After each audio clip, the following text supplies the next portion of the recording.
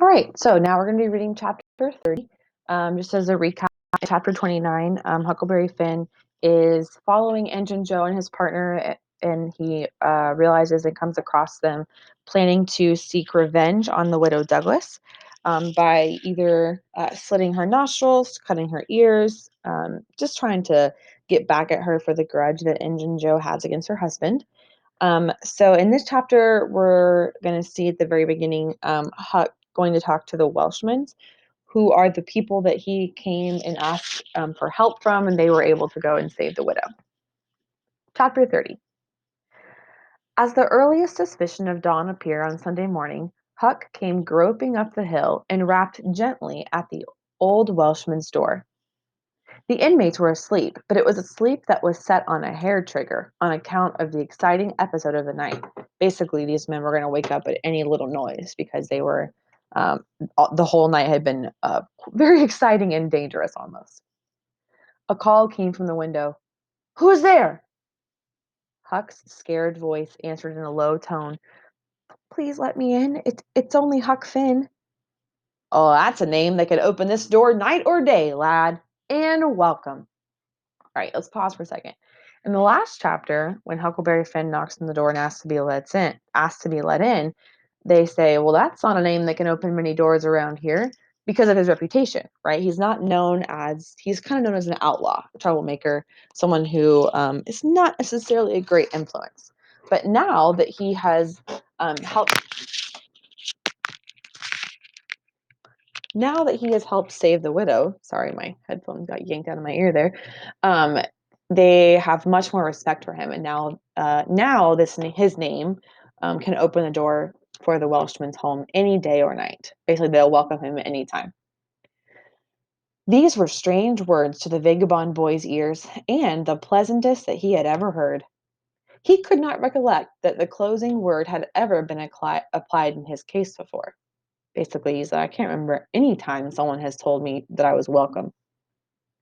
The door was quickly unlocked and he entered. Huck was given a seat, and the old man and his brace of tall sons speedily dressed themselves. "Now, my boy, I hope you're good and hungry, because breakfast will be ready as soon as the sun's up. And we'll have a piping hot one, too. Make yourself easy about that. I and the boys hoped you'd turn up and stop here last night." "Well, I was awful scared," said Huck, "and I run. I took out when the pistols went off, and I didn't stop for 3 mile. I've come now because I wanted to know about it. And I come before daylight because I didn't want to run across them devils, even if they was dead." "Well, poor chap, you do look as if you had a hard night of it. But there's a bed here for you when you've had your breakfast. No, they ain't dead, lad. We are sorry enough for that. You see, we knew right where to put our hands on them by your description, so we crept along on tiptoe till we got within 15 feet of them. Dark as a cellar, that sumac path was, and just then I found out I was going to sneeze. It was the meanest kind of luck. I tried to keep it back, but there was no use. It was bound to come, and it did come. I was in the lead with my pistol raised, and when the sneeze started, those scoundrels a rustling to get out of the path, I sung out, 'Fire!' and blazed away at the place where the rustling was. So did the boys, but they were off in a jiffy, those villains, and we after them down through the woods." All right, so let me describe what happened here. So the old Mr. Welshman said, "Well, we were headed up to where you described to us last night. I had my boys with me. I was in the lead. We were creeping along. We were going to take him by surprise, and at the last second, he had to sneeze. Well, right when he sneezed, obviously that set Injun Joe and his partner off that somebody was onto them. So they began to scurry, flee away, and that was when the Welshman started fire. So that was probably the pistol that Huck and had heard the night before.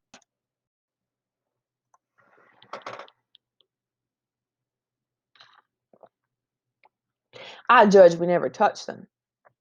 They fired a shot apiece as they started, but their bullets whizzed by and didn't do us any harm. As soon as we lost the sound of their feet, we quit chasing and went down and stirred up the constables. They got or the police basically. They got a posse together and went off to guard the riverbank. And as soon as it's light, the sheriff and the gang are going to beat up the woods. My boys will be with them presently. I wish we had some sort of description of those rascals. 'Twould help a good deal. But you couldn't see what they looked like in the dark, lad, I suppose." "Oh, yes. I saw them downtown and I followed them."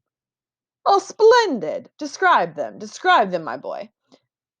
"Well, one of 'em's the old deaf and dumb Spaniard that's been around here once or twice, and the other's a mean-looking, ragged—" "Oh, wait, wait, wait. That's enough, lad. We know those men. Happened on them in the woods back of the widow's one day, and they slunk away. Off with you, boys. Go tell the sheriff. Get your breakfast tomorrow morning." The Welshman's sons departed at once. As they were leaving the room, Huck sprang up and exclaimed, "Oh, wait! Please don't tell anybody that it was me that blowed on. Oh, please!" So you can see Huckleberry is he still does not want Injun Joe to know that he's the one tattling on them, so to speak. That's what he means by blowed on them. It comes from the phrase to blow a whistle on somebody, meaning you um, tell the truth about what they're really doing, or you tattle on them basically. And then Welshman boy said, "Well, all right, but you ought to have the credit for what you did." "Oh, no, no, no, no! Please don't tell." When the young were gone, the old Welshman said, "They won't tell, and I won't. But why don't you want it known?" Huck would not explain than to say that he already knew too much about one of those men, and would not have the man know that he knew anything against him for the whole world. He would be killed for knowing it, sure. The old man promised secrecy once more and said, "How did you come to follow these fellows, lad? Were they looking suspicious?" Huck was silent when he framed a duly cautious reply. Then he said, "Well, you see, I'm kind of a hard lot. At least everybody says so, and I don't see nothing in it. And sometimes I can't sleep much on account of thinking about it and sort of trying to strike out a new way of doing. That was the way last night. I couldn't sleep, and so I hung up straight about midnight, a turning it all over. And when I got to that old shackly brick store by the Temperance Tavern, I backed up against the wall to have another think. Well, just then along comes these two chaps slipping along close by me with something under their arm, and I reckoned they'd have stole it. One was a smoking and the other one wanted a light. So they stopped right before me and the cigars lit up their faces.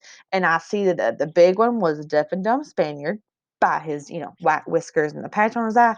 And the other one was a rusty, ragged looking devil. So Huck makes up this story about how he runs into these two guys last night and sees them kind of sneaking off and starts to follow them. He says that he can't sleep. He's thinking about everybody calling him and that he's kind of a no good, good for nothing, lost little boy. And he stumbles upon these men, which is not the truth, but the man believes it anyway. "Well, could you see the rags by the light of the cigars?" This staggered Huck for a moment. Then he said, "Well, I don't know, but somehow it seems as if I did." "Well, then they went on, and you—" "Yeah, I followed them. Yes, that was it. I wanted to see what was up. They sneaked along, so I dogged them to the widow's stile, and stood in the dark and heard the ragged one beg for the widder, and the Spaniard swore he'd spile her look, just as I told you, and you're to—" "What? The deaf and dumb man said all that?" Okay, remember, Injun Joe has been hiding out as this deaf and dumb Spaniard, meaning he can't hear nor can he speak. So when Huck says that he swore he would spoil the widow's looks, that means he verbally said something, and the man stops and says, "Hold on a second. You're telling me the deaf and dumb man that can't hear nor speak said these things?" Uh-oh. Huck stuck his foot in his mouth there. Huck had made another terrible mistake. He was trying his best to keep the old man from getting the faintest hint of who the Spaniard might be, and yet his tongue seemed determined to get him into trouble in spite of all he could do. He made several efforts to creep out of his scrape. But the old man's eye was upon him, and he made blunder after blunder. So the Mr. Welshman can tell that he's not telling him the truth. Presently, the Welshman said, "My boy, don't be afraid of me. I wouldn't hurt a hair of your head for all the world. No, I'd protect you. I'd protect you. This Spaniard is not deaf and dumb. You've let that slip without intending it. You can't cover that up now. You know something about that Spaniard that you want to keep dark. Now, trust me. Tell me what it is, and trust me, I won't betray you." Huck looked into the old man's honest eyes for a moment, then bent over and whispered in his ear, "It ain't a Spaniard. It's Injun Joe." The Welshman almost jumped out of his chair. "In a moment," he said. "Oh, it's all plain enough now. When you talked about notching ears and slitting noses, I judged that that was your own embellishment because white men don't take that sort of revenge. But an Injun? Well, that's a different matter altogether." During breakfast, the talk went on, and in the course of it, the old man said that the last thing which he and his sons had done before going to bed was to get a lantern and examine the stile in its vicinity for marks of blood. They found none, but they captured a bulky bundle of what? Okay, so let me explain. The Welshman says that after they had chased off Injun Joe and his partner, they began kind of searching around the widow Douglas's house to see if they left any clues behind. And they wanted to see if if there were any marks of blood, which would have meant that their shots had hit them. But instead of finding marks of blood, they found a big, bulky bundle. And all of a sudden, Huck jumps in, all excited. "What did you find? Of what? What was the bundle?" Why? Because remember, what Injun Joe and his partner had been carrying when they left the tavern when Huck first followed them was a box, and Huck thinks it's the box of treasure. Well, if these words had been lightning, they could not have leaped with a more stunning suddenness from Huck's blanched lips. His eyes were staring wide now, and his breath suspended, waiting for the answer. The Welshman started, stared in return, 3 seconds, 5 seconds, 10, and then replied, "Of burglars' tools. Why? What is the matter with you?" Huck sank back in his chair, panting gently but deeply, unutterably grateful. Grateful that the Welshman had not found the treasure. The Welshman eyed him gravely, curiously, and presently said, "Yes, burglars' tools. That appears to relieve you a good deal. But what you give that turn? What did give you that turn, or what scared you so bad? What were you expecting we'd found?" Huck was in a close place. The inquiring eye was upon him. He would have given anything for material for a plausible answer, but nothing suggested itself. The inquiring eye was boring deeper and deeper. A senseless reply was offered. There was no time to weigh it, so at a venture he uttered it, feebly. Uh, Sunday school books, maybe? Yeah, like that's believable. Poor Huck was too distressed to smile, but the old man laughed loud and joyously, shook up the details of his anatomy from head to foot, and ended by saying that such a laugh was money in a man's pocket because it cut down the doctor's bill like everything. Then he added, "Poor old chap, you're white and jaded. You ain't well a bit. No wonder you're a little flighty and off your balance. But you'll come out of it. Rest and sleep will fetch you out all right, I hope." Huck was irritated with himself to think he had been such a goose and betrayed such a suspicious excitement, for he had dropped the idea that the parcel brought from the tavern was a treasure as soon as he had heard the talk at the widow's stile. He had only thought it was not the treasure, however.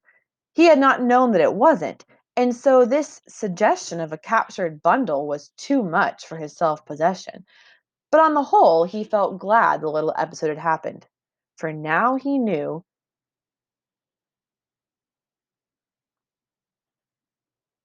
beyond all question that the bundle was not the bundle. meaning it was not the treasure. And so his mind was at rest and exceedingly comfortable. In fact, everything seemed to be drifting just in the right direction now.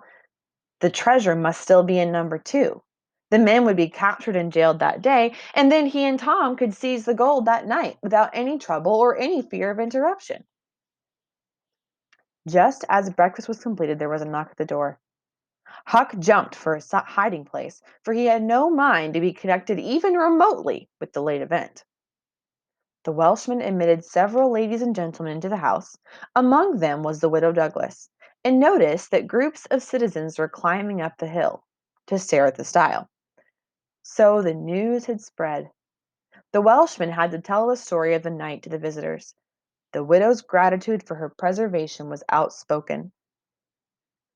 "Oh, don't say a word about it, madam. There's another person that you're more beholden to than you are to me and my boys, maybe, but he won't allow me to tell you his name.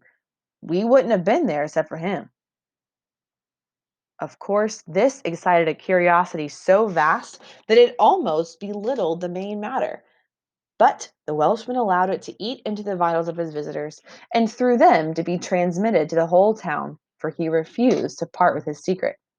So basically, what it means is this: he told everyone that there was someone else who was more responsible for saving the widow than himself, that there was another man who had told him that she was in trouble, but that person will not allow him to tell the widow who he is. So, this mystery man who saved the widow is now being talked about all over the town. When all else had been learned, the widow said, "Well, I went to sleep reading in bed and then slept straight through all that noise. Why didn't you come and wake me?" "Well, we judged it warn't worthwhile. Those fellows weren't likely to come again. They hadn't any tools left to work with, you know. And what was the use of waking you up and scaring you to death? My three black men stood guard at your house the whole rest of the night. They just came back." More visitors came, and the story had to be told and retold for a couple hours more. There was no Sabbath school or Sunday school during day school vacation or during the summer, but everybody was early at church. The stirring event was well canvassed. News came that not a single sign of the two villains had been yet discovered. When the sermon was finished, Judge Thatcher's wife dropped alongside Mrs. Harper as she moved down the aisle with the crowd and said, "Is my Becky going to sleep all day? I just expected she would be tired to death." Uh, your Becky? Well, yes, with a startled look. Didn't she stay with you last night?" Okay, so now we're flipping to from the story of the Welshman's house to church the next Sunday morning, and during after the service, Mrs. Thatcher, Becky's mom, comes to Mrs. Harper. Remember, because she had told Becky to stay with Sally Harper the night she got back from the picnic because it would be too late and too dark for her to walk home. However, she doesn't see Becky at church, so she assumes that she overslept. So she comes to Miss Harper and says, "Is my Becky going to sleep all day? I just expected she would be tired to death." And Mrs. Harper says, "Your Becky? As in, like, what are you talking about?" Well, Mrs. Thatcher says, yes, with a startled look. "Didn't she stay with you last night?" "Why, no." Uh-oh. Mrs. Thatcher turned pale and sank into a pew just as Aunt Polly, talking briskly with a friend, passed by. Aunt Polly said, "Good morning, Mrs. Thatcher. Good morning, Mrs. Harper. I've got a boy that's turned up missing. I reckon my Tom stayed at your house last night with one of you, and now he's afraid to come to church. I've got to settle with him." Mrs. Thatcher shook her head feebly and turned paler than ever. He didn't stay with us," said Mrs. Harper, beginning to look uneasy. A marked anxiety came into Aunt Polly's face. "Joe Harper, have you seen my Tom this morning?" "No, ma'am." "When did you see him last?" Joe tried to remember, but was not sure he could say. The people had all of a sudden stopped moving out of the church. Whispers passed along, and a boding uneasiness took possession of every countenance. Children were anxiously questioned, and young teachers. They all said that they hadn't actually noticed whether Tom and Becky were on board the ferry boat on the homeward trip from the picnic. It was dark, and no one thought of inquiring if anyone was missing. One young man finally blurted out his fear that they were still in the cave. Mrs. Thatcher swooned away. That means she fainted. Aunt Polly fell to crying and wringing her hands. Okay, so let me pause. All of a sudden, no one can find Tom and Becky. Okay. Aunt Polly assumed that Tom had stayed at one of the boys' house after they came back from the picnic. Mrs. Thatcher figured Becky was staying with Mrs. Harper, but that neither of them had arrived there and no one knew where they were, and no one had noticed they were missing when they all got back on the ferry boat to come home that night. The alarm swept from lip to lip, from group to group, from street to street, and within 5 minutes, the bells of the city were wildly clanging and the whole town was up. That's kind of like their alarm system. The Cardiff Hill episode, meaning what happened at Widow Douglas's house, sank into instant insignificance. The burglars were forgotten, but horses were saddled, skiffs were manned, the ferry boat ordered out, and before the horror was half an hour old, within 30 minutes, 200 men were pouring down high road and river toward the cave. All the long afternoon, the village seemed empty and dead. Many women visited Aunt Polly and Mrs. Thatcher and tried to comfort them. They cried with them too, and that was still better than words. All the tedious night, the town waited for news, but when the morning dawned at last, all the word that came was, "Send more candles and send food." So they're still searching. Mrs. Thatcher was almost crazed, and Aunt Polly also. Judge Thatcher, Becky's father, sent messages of hope and encouragement from the cave, but they conveyed no real cheer. The old Welshman came home toward daylight, spattered with candle grease, smeared with clay, and almost worn out. So he was one of the ones that had been helping in the search. He found Huck still in the bed that had been provided for him, and delirious with a fever. The physicians or doctors were all at the cave helping with the search, so the widow Douglas came and took charge of the patient. She said she would do her best by him because, whether he was good, bad, or indifferent, he was the Lord's child, and nothing that was the Lord's was a thing to be neglected. The Welshman said Huck had good spots in him, and the widow said, "Oh, you can depend on it. That's the Lord's mark. He don't leave it off. He never does. He puts it somewhere on every creature that comes from his hands." Early in the forenoon, parties of jaded men began to straggle into the village, but the strongest of the citizens continued searching. All the news that could be gained was that remotenesses of the cavern were being ransacked that had never been visited before. So they were searching every corner, even ones that people hadn't been to before. That every corner and crevice was going to be thoroughly searched. That wherever one wandered through the maze of passages, lights were to be seen flitting hither and thither in the distance, and shoutings and pistol shots sent their hollow reverberations to the ear down the somber aisles. Basically, they were not like they were shooting at each other. They were shooting off, just not warning shots, but like just shooting off shots to see if Tom and Becky could hear them and they could get any kind of message to them. In one place, far from the section usually traversed by tourists, the names Becky and Tom had been found traced upon the rocky wall with candle smoke, and near at hand a grease-soiled bit of ribbon, clearly from Becky Thatcher's hair or dress. Mrs. Thatcher recognized the ribbon and cried over it.